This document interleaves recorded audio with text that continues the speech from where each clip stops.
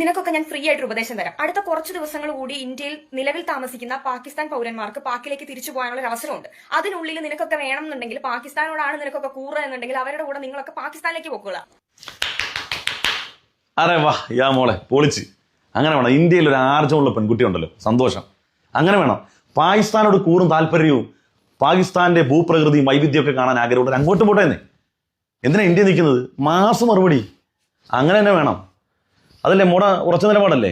എന്നാലേ ഒരു ചേച്ചി ഞാൻ കാണിച്ചു തരാം. ആ ചേച്ചിക്ക് കുറേ നാളായിട്ട് പാകിസ്ഥാനിൽ പോകണമെന്ന് വലിയ ആഗ്രഹം. ടിക്കറ്റും വഴിച്ചെലവിനുള്ള പൈസയൊക്കെ ഞാൻ കൊടുക്കാം. എങ്ങനെങ്കിലും ആ ചേച്ചീനെ ഒന്ന് പാകിസ്ഥാനിൽ എത്തിക്കുമോ?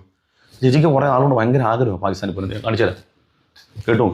അത്രമാത്രം ഇന്ത്യക്കാരാണോ അത്രമാത്രം പാകിസ്ഥാനോട് നമുക്കൊക്കെ സ്നേഹമുണ്ട്. അപ്പം എന്നെ സംബന്ധിച്ചിടത്തോളം ഞാൻ പോകാൻ ആഗ്രഹിക്കുന്ന ഒരു സ്ഥലമാണ് പാകിസ്ഥാൻ, അവസരം കിട്ടിയാൽ. കാരണം എൻ്റെ വേദങ്ങൾ പറന്ന പുണ്യഭൂമിയാണ്.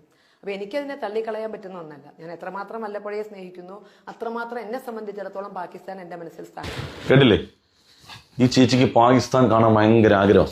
എങ്ങനെങ്കിലും ഈ ചേച്ചിനെ ഒന്ന് പാകിസ്ഥാനിൽ എത്തിക്കുകയാണെങ്കിൽ നമ്മൾ ഇന്ത്യക്കാർ, പ്രത്യേകിച്ച് കേരളീയരായ നമ്മൾ മലയാളികൾക്ക് കുറച്ച് സമാധാനം കിട്ടുമെന്നുള്ളതാണ്. ഇവിടെ കുറച്ച് സങ്കീർണതയും തമ്മിലുള്ള പ്രശ്നങ്ങളൊക്കെ അവസാനിക്കും. കാരണം അതിന് ഈ വളവും വെള്ളവും ഒക്കെ ഒഴിക്കുന്ന ആളുകളുണ്ട്. അതിൽപ്പെട്ടൊരു ചേച്ചിയാണ്. ആ ചേച്ചിയുടെ ആഗ്രഹം പറഞ്ഞു ആ പാകിസ്ഥാനെ കാണണം. ആ ആഗ്രഹം മനുഷ്യനല്ലേ, മരിച്ചു പോണ മനുഷ്യനാണ്. ആ മരിക്കുന്നതിന് മുമ്പ് ആ ചേച്ചിക്ക് പാകിസ്ഥാൻ കാണണം എന്നുള്ള ആഗ്രഹമാണെങ്കിൽ നമ്മൾ അവിടെ അന്ത്യാഭിലാഷം എന്നുള്ള നിലക്കെങ്കിലും ഇത് സാധിച്ചു കൊടുക്കണം. ഇത്തരം ഒരു ആഗ്രഹം സാധിക്കാതെ അവർ മരണപ്പെട്ട് കഴിഞ്ഞാൽ നാലിച്ചു നോക്കിയേ, നമ്മൾ ഇന്ത്യക്കാർ ഇത്രയും വലിയൊരു പൗരപ്രമുഖയോട് ചെയ്യുന്ന ഏറ്റവും വലിയ ക്രൂരതയായിരിക്കും. അവരുടെ ജീവിതത്തിലെ ഏറ്റവും വലിയ അഭിലാഷമാണ് പാകിസ്ഥാനിൽ പോകുക എന്നുള്ളത്. അത് നമ്മളെല്ലാവരും കൂടെ ചേർന്ന് നടത്തി കൊടുക്കണം. അങ്ങനെ ചെയ്തു കൊടുത്താൽ ഉണ്ടാകുന്ന ഗുണങ്ങളിൽ ഒന്നാണ് നമ്മുടെ നാട് സമ്പൂർണ്ണ സമാധാനത്തിൽ പോകുന്നുള്ളതാണ് എൻ്റെ ഒരു പേഴ്സണൽ ഒപ്പീനിയൻ. ആരെങ്കിലും അത് ചെയ്തു കൊടുക്കും.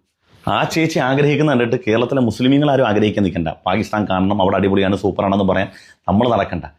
എന്തിനാ വെറുതെ? അവർക്കൊക്കെ ഇത് പറയാം.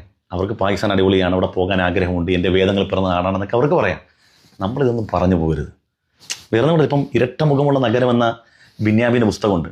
അവിടെ നടന്നൊരു ഫെസ്റ്റിവലിൽ അദ്ദേഹം പങ്കെടുത്തതിന് ശേഷം ആ നാട്ടിലെ ജീവിത രീതികൾ, അവിടുത്തെ മനുഷ്യർ, അവരുടെ പെരുമാറ്റത്തെക്കുറിച്ചൊക്കെ മനോഹരമായിട്ട് എഴുതിയിട്ടുണ്ട്.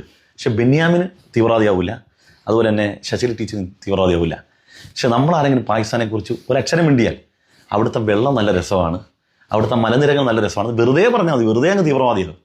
അതിനെക്കാട്ടും നല്ലത് മിണ്ടാതിരിക്കുക. എന്നിട്ട് നല്ല മഴക്കാലമാണ്, നല്ല തണുപ്പുണ്ട്, പുതച്ചു മൂടി കിടന്ന് റാഹത്തായിട്ട് ഉറങ്ങുക. വെറുതെ എന്തിനാ തീവ്രവാദി പട്ടം മേടിക്കുന്നത്? വെറുതെ എന്തിനാ തന്തക്കുടി കേൾക്കുന്നത്? അവർ പോവുക, അവർ എന്ത് വേണേ ചെയ്തോട്ടെ.